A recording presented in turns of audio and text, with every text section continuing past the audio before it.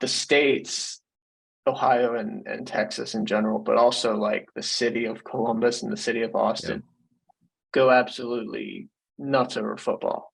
So Yeah. like if it's football season and you go anywhere near downtown or campus or anything, that's gonna like Yeah. totally engulf you almost. Like there's everywhere you look, Yeah. there's um some watch party or tailgating or whatever it is. So Ohio State's Yeah. first game is coming up. It's either this It's weekend or Notre next. Dame, And right? yeah, it's going to be You're a big huge. college football guy. Yeah, I love football in general. But I went to Ohio University, so like, and there's a lot of Ohio University people that look at Ohio State like, you know, I don't like them because I didn't go to that school. But Yeah. for me, like, if it's Ohio, I'll root for them. But Yeah. I'm not as diehard as everyone around me. But like, it's Ohio very cool State to go to the fans game. are diehard. Yeah, yeah. I'll go to the games and stuff, and it's mostly just to appreciate like they're a great football program. So it's like Yeah. I'll watch, and it's cool to live here. But yeah, they get serious. So I've gotten more into college football probably like the last 2 years. I read Nick Saban's biography. And so Yeah, like I love following the Alabama program. I'm from Wisconsin, so I follow the Badgers, but the Badgers, like, they're always good, but they're yeah, never excellent. And it yep. bothers me, because I like rooting and following excellence. Um, what do you think? There's so much something I also love is following the college football landscape and like where it's Yeah. going, because I think it also is a parallel of like society in a way and where we're kind Hmm. of going in the 21st century. What are kind of your thoughts on the college football realignment and where it's going? So I just and sorry to say this with you like in Alabama, but like I like seeing last year how Cincinnati was in the playoffs, I believe. Yeah, Um, it's an I Ohio like team too. Yeah. Yeah. And I think in general, I like seeing different teams that you don't expect make runs. Yeah. Like, um, like when Texas A&M beat Alabama with Johnny Yeah. Manziel before Yeah. anyone knew who Johnny Manziel was. Like Yeah. that's what, in my opinion, like that's what makes college football so cool because Yeah. it's like, who in the hell's this guy? It's like Yeah. they beat who? And then you see the highlights of how they did it, and you're like, this is crazy. And that could happen to like any team. Yeah. So yeah, you do have to appreciate like the consistent programs like Alabama, who's like always there, Mhm. because that's insane. That's a crazy dynasty run that they're doing, and Saban Yeah. like figured it out. But it is cool seeing, like you said, the landscape's changing, and with the NIL deals, Yeah. with all these athletes getting paid, I feel like that's going to shift. I know different states have different advantages now because if an 18-year-old kid wants to, if he's a huge recruit and he can make $1 million on day one of this team and this state, but on this team he can't, like he's not going to go to that team. So that's interesting to see how these laws are like playing out. And it's also interesting to see, I know like Deion Sanders is a head coach at a 1AA school, Yeah. the former like best cornerback to ever play. And he got a huge, I think it was last year, he got a huge signing, one of the Yeah. best athletes in the country, which was like unheard of at the time. But he's like, I'm Yeah. going to go play for Dion. So that's interesting. So I think you'll be seeing more.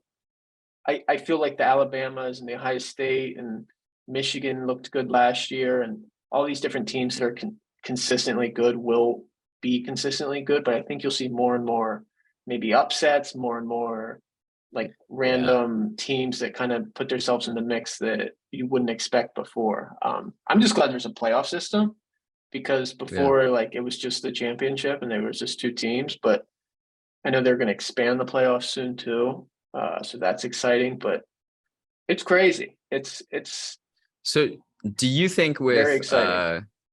the NIL, do you think it helps those like lesser consistent programs, or do you think it hurts them more? Or I do you don't think it'll just be totally random? I don't know because I don't feel like I've looked into it enough. I think it's fascinating, but I haven't dug into like the long-term outlook of like what will this do to Yeah. the small versus big schools. Because you always have Yeah. athletes, there's still a limited number of spots.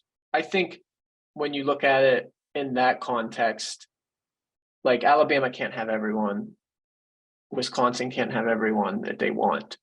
They may be more effective at getting the players that they do want when Mhm. it's on this huge stage, when it's, you're going to make an insane amount of money like your first day on campus basically because Yeah. you have this big name as a recruit. um, I do think it's great that they're getting paid in general, so for the smaller programs, maybe they can extract better talent or attract better talent to their programs because now it's not like you know I'm just going to school. Now I'm going to school and I can make money off my name.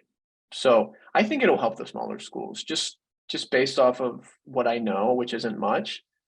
Uh, with there being limited spots and a limited number of scholarships to give out, I think I think it's kind of the situation where uh, what is it? High tide raises all boats. Yeah, the rise of I used to say this all the time, but Yeah, the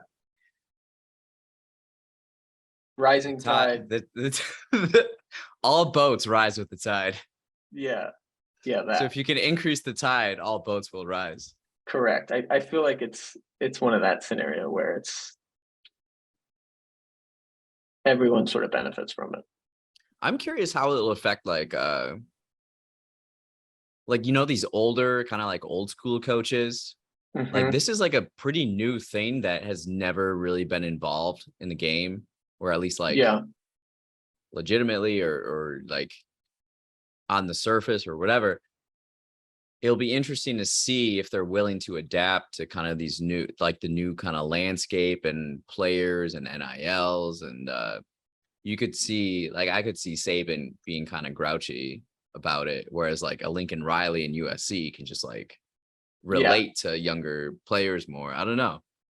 It'll be Which interesting. I think watching Lincoln Riley at USC is going to be very fun. I think so I think they're too. going to be very good within the Yeah. next few years. But no, I agree. I think part of that, and I got to figure out how I want to word this, but part of their jobs, I mean, college athletes are young men who have just dominated high school football. Yeah. So, and I mean, me at 19, 20 years old, like I had an ego. So, I mean, if I'm also a millionaire, like that's interesting to think about. Like, you know, and then you look at transfers, you look at, there's been a lot of in the past, like coaches speaking out against, oh, if you lose a starting job, you should stay on your team and be there for if an Yeah. injury happens or That's something. But something with we the didn't even transferring, talk about. Yeah. The transfer yeah, portal is wild. yeah. And I think when the athletes are getting paid, it's like, how does that affect it? I It's think like it you become a free agent in a way. right, right. And there's no, I don't know, if you're making money, there's less of a risk to, I don't know. I'd be curious too if like players at smaller schools, they have a great season, they can just enter the transfer portal, get paid at some other big school or something. I Right. wonder if that will play out. There's all these interesting dynamics now that make it Yeah. more interesting to follow, whether it's good or bad. I don't know yet. Right. Right. It's definitely exciting. And I am glad that they're getting paid. Yeah. It's cool. It's cool. And it's it's like the very first time that this has been done. So seeing it play out is interesting.